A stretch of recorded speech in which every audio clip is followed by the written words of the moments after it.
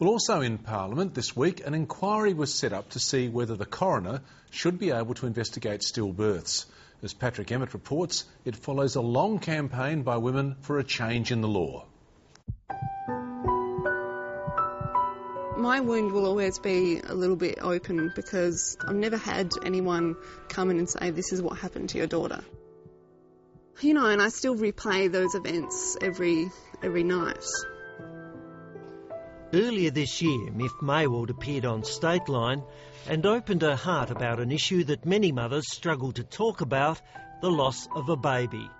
Her daughter Polly was stillborn when she was 7 months pregnant, but when Myf Maywald asked the state coroner to investigate why, she was told no.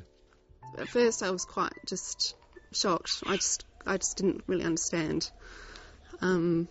And I asked again and they were saying, yes, well, you need a breath. You didn't take a breath before we'll investigate.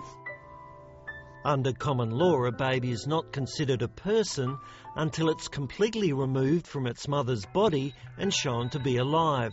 The measure often used is whether the baby takes a breath. If the baby dies just seconds before, it isn't considered a person, and therefore an inquest can't be held.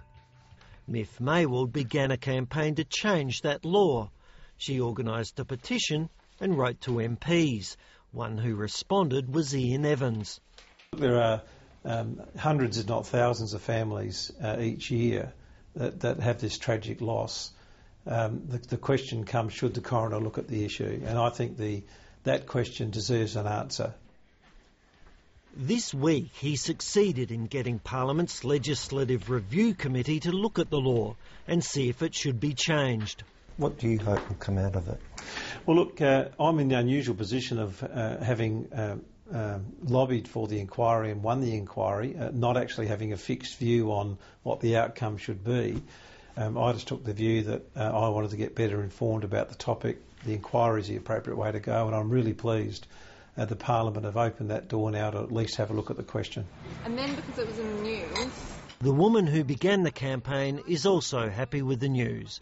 Myf Maywald says coroners have already played a major role in reducing deaths from SIDS.